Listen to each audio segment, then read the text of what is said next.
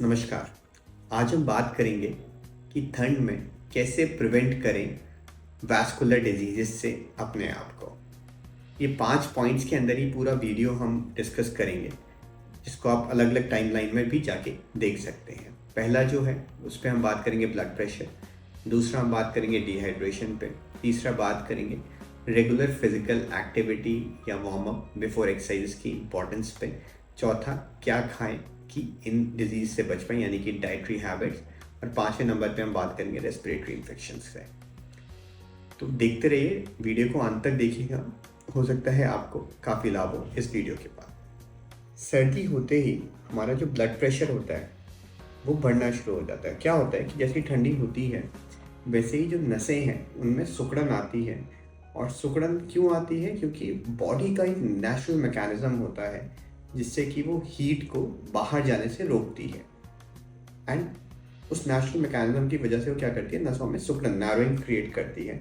Narrowing की वजह से हीट बाहर तो नहीं जाती, बट हाँ, एक और ड्रॉबैक ये होता है कि हार्ट को हमारे ज़्यादा काम करना पड़ता है, ज़्यादा जोर लगाना पड़ता है पेरिफेरल टिश्यू यानी कि सर में, पैरों में, हाथों में ज़्यादा खून भेजने के लिए, वहाँ के न्यूट्रिशन को मेंटेन करने के लिए, जिसकी वजह से हमारा बीपी बढ़ना शुरू हो जाता है। बीपी बढ़ेगा तो हार्ट पे लोड आएगा, हार्ट पे लोड आएगा तो जो लोग ऑलरेडी कॉम्प्रोमाइज स्टेट में हैं उनमें हार्ट अटैक आने की समस्या बढ़ जाएगी। बीपी बढ़ेगा तो ब्रेन के अंदर भी जो सर्कुलेशन है, रक्तचाप है, वो बढ़ेगा। और जिन लोगों में ऑलरेडी सिकुड़न है वहाँ पे इश्केमिक स्ट्रोक यानी कि थक के जाके नस बंद होने से एक पैरालिटिक अटैक आ सकता है, या फिर जिन लोगों में ऑलरेडी एक गुब्बारा बना हुआ है उन लोगों में गुब्बारा फट के एनेरिज्मल ब्लीड हो सकता है और हेमरेजिक स्ट्रोक हो सकता है। तो क्या करें कि ब्लड प्रेशर की वजह से हमें ये परेशानियां नहीं हैं? तो पहला है रेगुलर मॉनिटरिंग। अगर आप ऑलरेडी ब्लड प्रेशर से पीड़ित हैं, बीपी से, हाइपरटेंशन से पीड़ित हैं, तो रेगुलर मॉनिटरिंग करें। अपनी थोड़ी सी मॉनिटरिंग बढ़ा लें ठंड के समय में, यानी कि सुबह शाम कर लें या हर एक ऑल्टरनेट डे पे आप अपना बीपी नाप के देखते रहें। और अगर बीपी रेगुलरली बढ़ा हुआ आता है तो दवाइयों को बढ़ा लें या फिर अपने आसपास के फिजिशियन से मिलकर अपनी दवाइयों को चेंज करा लें। दूसरा, इंडोर टेम्परेचर्स को मेंटेन रखें। बहुत गर्मी करने की ज़रूरत नहीं है, बट एक मेंटेन्ड नॉर्मल टेम्परेचर अगर रहता है तो नसों में सिकुड़न कम रहेगी और हार्ट पे लोड कम आएगा। तीसरा, शरीर को गर्म रखने के लिए कपड़े ध्यान से पहनने हैं। कपड़ों में स्वेटर, जैकेट और ख़ासतौर से हाथ, पैर और सर पे जो है, अगर आप इन्हें कवर कर सकते हो तो बेहतर रहेगा। पेरिफेरल एक्सट्रीमिटीज़ में आप देखोगे कि सबसे ज़्यादा हाथ या पैर ही ठंडे रहते हैं हमारे, तो इसमें अगर दस्ताने पहन सकें तो बेहतर है। पैरों में जुराब पहन सकते हैं और सर पे टोपी लगा सकते हैं। तो इससे अंदर की जो बॉडी की हीट होती है, जो हीट जनरेट होती है, वो बाहर नहीं निकलती है और उतनी वेसो कॉन्स्ट्रिक्शन नहीं होता है और बॉडी अपना टेम्परेचर मेंटेन करके रख पाती है। दूसरे नंबर पे आता है डिहाइड्रेशन।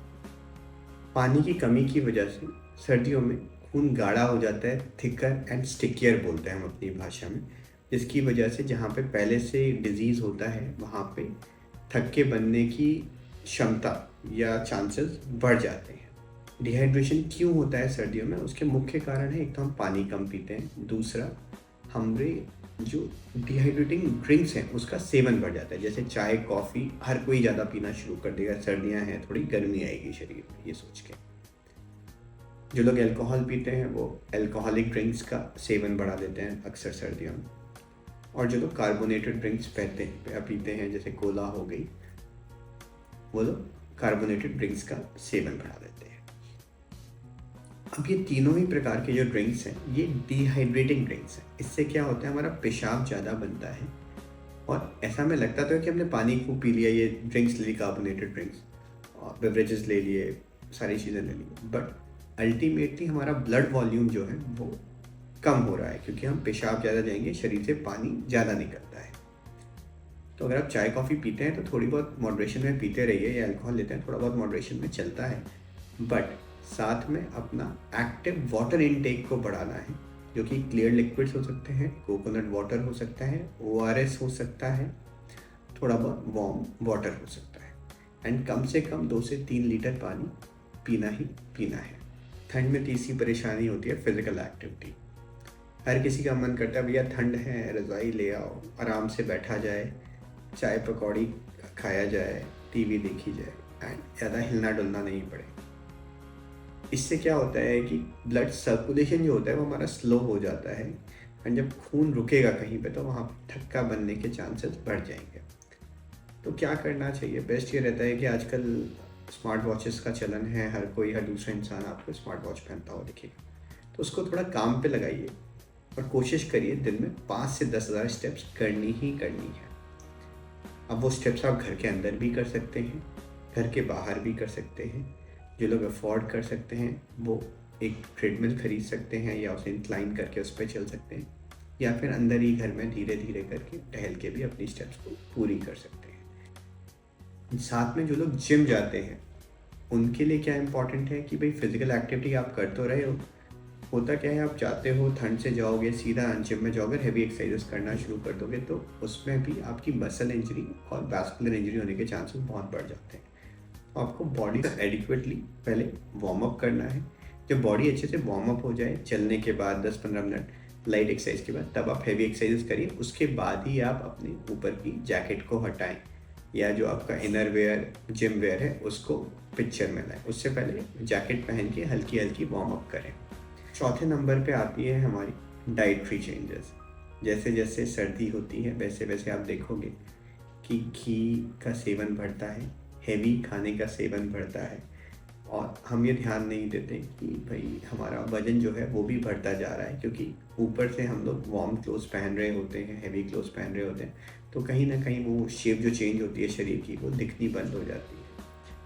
अब शेप तो अपनी जगह पे है, वो तो एस्थेटिक हो गई, बट जब आपका वजन बढ़ रहा होता है तो साथ में आपका कोलेस्ट्रॉल भी ऊपर जा रहा होता है। कोलेस्ट्रॉल के बढ़ने की वजह से भी नसों पे, खून की नसों पे डायरेक्ट प्रभाव आता है, जिसकी वजह से आपका वापस से लेग हेल्थ, ब्रेन हेल्थ या हार्ट हेल्थ डायरेक्टली इफेक्ट होती है। तो नाप तोल के खाना ज़रूरी है। जब नाप तोल के खाते हैं तो उसमें आपका जो सबसे अच्छी बात यह है कि आपके न्यूट्रिशन भी पूरा होता है और आप खाना भी ज़्यादा नहीं खा रहे हो, बैलेंस में खाएं और हल्की हल्की एक्सरसाइज करें, तो वजन भी नहीं बढ़ेगा, कोलेस्ट्रॉल का लेवल भी नहीं बढ़ेगा। पांचवा, जब हम कपड़े नहीं पहनते हैं या हम डायरेक्ट हीट से, ठंड से एक्सपोज होते हैं, तो हमारे रेस्पिरेटरी इन्फेक्शंस बढ़ जाते हैं। एंड ठंड में जनरली जो इन्फेक्शंस होते हैं वो रेस्पिरेटरी रिलेटेड ही ज़्यादा देखेंगे, या तो लोगों को निमोनिया होगा या फिर हल्की खांसी जुकाम रहेगा। जब हल्का खांसी जुकाम और बुखार रहता है तो शरीर के अंदर इन्फ्लेमेटरी मार्कर्स रिलीज होते हैं, जिनकी वजह से क्या होता है, हार्ट को एक्स्ट्रा काम करना पड़ता है। एक्स्ट्रा काम करेगा तो वापस से वही होगा, बीपी बढ़ेगा। जो लोग ऑलरेडी कार्डियोवास्कुलर डिजीज से पीड़ित हैं उनके अंदर रिस्क बहुत ज़्यादा बढ़ जाती है हार्ट अटैक आने की या स्ट्रोक आने की या फिर लेग अटैक आने की। तो 4-5 पॉइंट्स हैं जो हमने इस वीडियो में डिटेल में बताया है, जैसे मैंने आपसे प्रॉमिस किया था। उन चारों पांचों पॉइंट को कोशिश करें कि फॉलो करें।